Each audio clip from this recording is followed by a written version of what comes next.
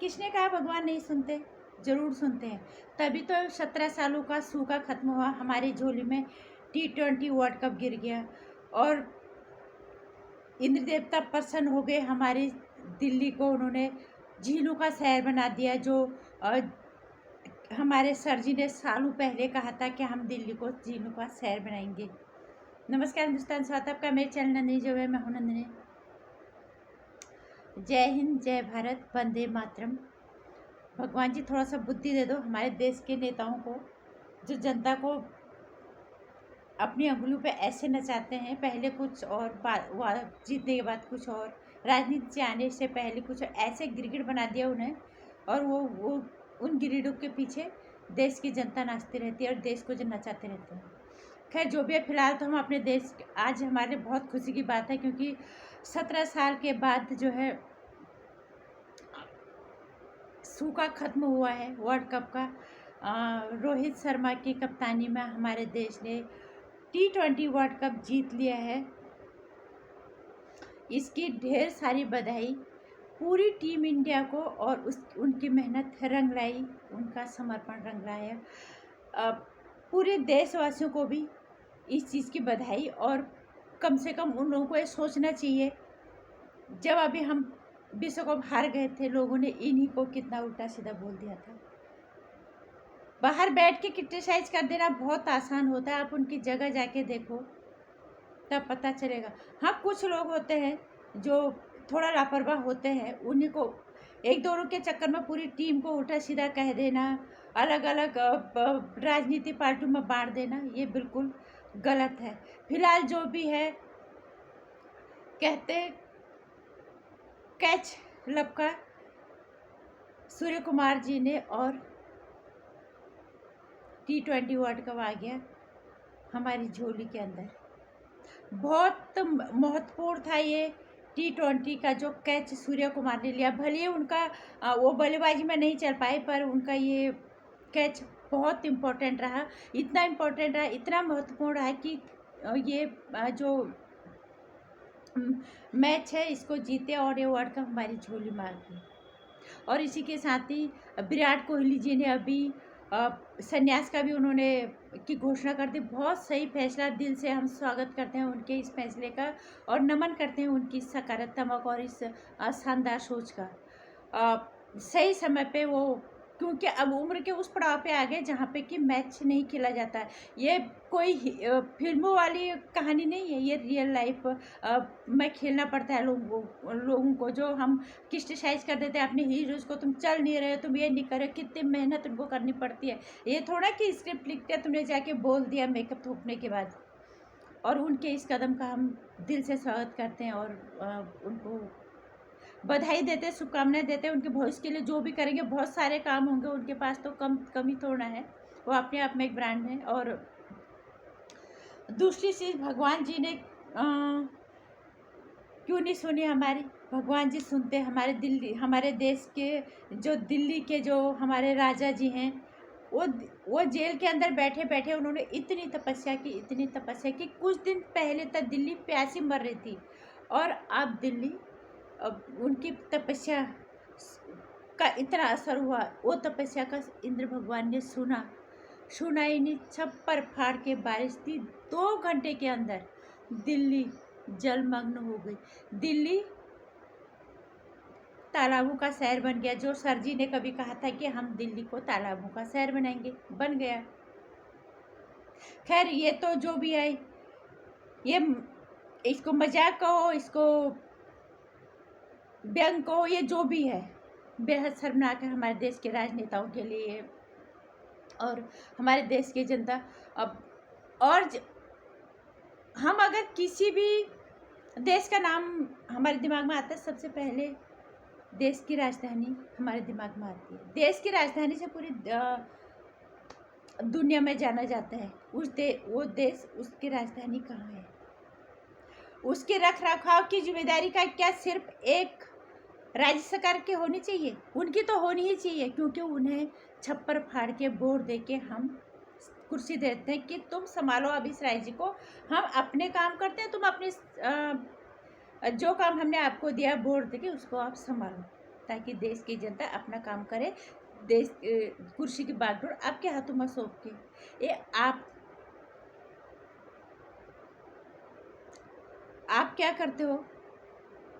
अपने घरों को अपनी पीढ़ियों तक का इंतजाम करने में लग जाते हो बैठ के आराम से कि जनता तो बेवकूफ़ है, आप वो सूद बूद लेगी नहीं। पत्रकार दोगले हो गए हैं, बुद्धिजीवी लोग भी दोगले हो गए हैं। कुछ लोग डर के मारे नहीं बोलते। कुछ दिन ही पहले दिल्ली का क्या है, कभी धुआं धुआं, कभी प्यासी मर जाती है तो कभी जलमग्न हो जाती है। ये वही केजरीवाल जी है जिन्होंने शायद राजनीति में आने से पहले बहुत सारी चीज़ें कही थी, जिन्होंने ये भी कहा था कि शायद क्या लगा है इस कुर्सी पे, हमें देखना चाहता हूँ। अब तुम्हें बहुत अच्छे से पता चल गया कि कुर्सी पे ऐसा क्या लगा है कि तुम्हें सलाखों के पीछे डाल दिया। और अब ये चाहे मजाक है या चाहे व्यंग है, लेकिन मैं कहना चाहूँगी कि देश की राजधानी दिल्ली को साफ सुथरा रखना या उसके रख रखाव की जिम्मेदारी सिर्फ क्या एक ही सरकार की होनी चाहिए, उनकी है, क्योंकि जिनको हमने कुर्सी दी है अगर वो गैर जिम्मेदार हो जाते हैं तो क्या केंद्र सरकार की भागीदारी नहीं बनती?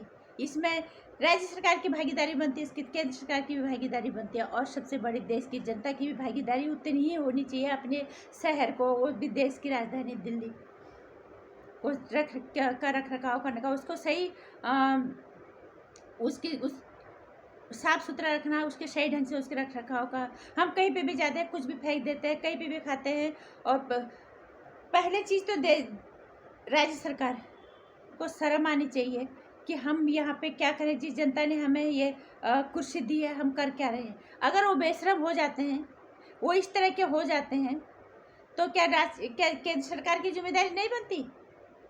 हाँ, मैं मानती हूँ इसमें एक और दिक्कत है, अगर केंद्र सरकार डंडा चलाएगी तो फिर राज्य सरकार वाले में तानाशाही हो गई है, तानाशाही हो गई हम पे, तो हम पे हुक्म चलाया जा रहा है, हम पे अत्याचार किया जा रहा है। ये नहीं कहेंगे कि तुम्हें तुम्हारी जिम्मेदारी याद दिलाई जा रही है, तुम्हें तुम्हारा काम याद दिलाया जा रहा है, तुम्हें तुम्हारा वो कर्तव्य याद दिलाया जा रहा है जो तुम्हें जनता ने कुर्सी देते हुए दिया है। लेकिन जो भी कहे, इसमें केंद्र सरकार की भी भागीदारी उतनी ही है, क्योंकि देश की राजधानी दिल्ली, और क्यों नहीं होगी? अभी जब दिल्ली जलमग्न हो गई थी तो क्या हुआ था, नेताओं को उठा उठा के पानी से पार करवाया जा रहा था, तब उन सांसदों को थोड़ा सा भी शर्म नहीं आई?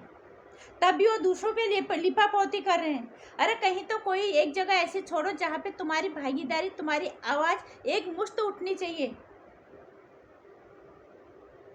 दिल्ली सरकार, राज्य सरकार, केंद्र सरकार, देश के नागरिक, बुद्धिजीवी लोग, पत्रकार लोग, कोई तो एक ऐसा मुद्दा हो जहाँ पे सबकी आवाज़ एक मुश्त एक चीज़ के लिए उठे।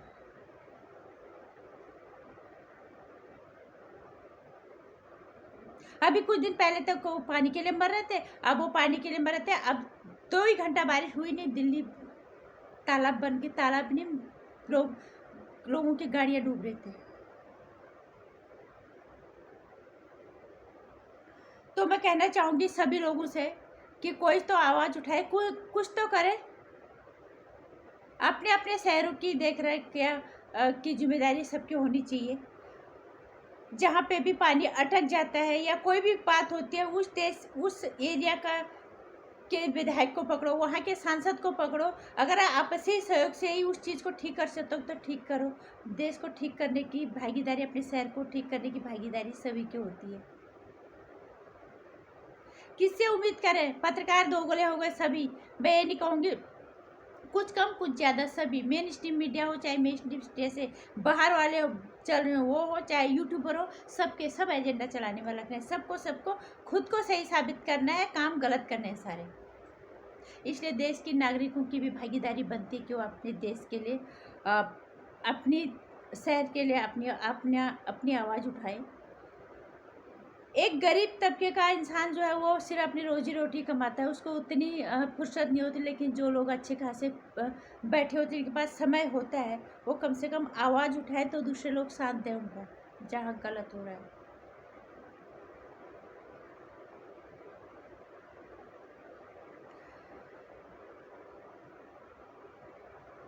इसीलिए का वक्त जागने का है। सभी को ही अपनी अपनी तरफ से भागीदारी सभी मिटाए, सभी निभाए, क्योंकि आजकल आसान ये हो गया। मैं मानती हूँ सब बिजी है, हम भी बिजी हैं, सब बिजी है, किसी के पास टाइम नहीं है, समय नहीं है, लेकिन आज सब सोशल मीडिया पे है। और सोशल मीडिया पे आज एक ऐसा जरिया बन गया कि जो काम मेन स्ट्रीम मीडिया नहीं करती वो सोशल मीडिया उजागर करता है। सोशल मीडिया की वजह से बहुत चीज़ें सामने आती हैं।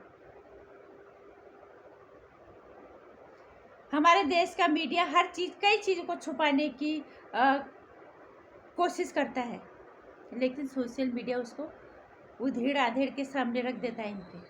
इनकी पोल खोलते हैं। इनको तो सभी को पता है यहाँ का मीडिया कैसा है। उस सोशल मीडिया का सहारा लो सिर्फ गलत काम के लिए ही, सिर्फ नाचने गाने के लिए इस तरह के मत डालो। काम करो, थोड़ा सा एक पोस्ट जहाँ पे भी कोई दिक्कत हो रही है उसे सोशल मीडिया पे डालो। सबको लगेगा हाँ ये मुद्दा सही है, तो सोशल मीडिया पे लोग सब साथ खड़े हो जाएंगे। और होना भी चाहिए सबको। अगर वो मुद्दा सही है उस पर हमें उठाना चाहिए सबको, तो एक मुश्त होकर उस पोस्ट पे सबको अपनी आवाज़ उठानी चाहिए, उसको शेयर करना चाहिए, ताकि समस्याओं का समाधान हम अपने स्तर पे कर पाएँ, इन नेताओं को जगा पाएँ। ये सबकी जिम्मेदारी है। नमस्कार, जय हिंद, जय भारत, वंदे मातरम। एक बार फिर से पूरी टीम इंडिया को उनके लाजवाब प्रदर्शन के लिए ढेरों शुभकामनाएं, ढेरों बधाइयाँ।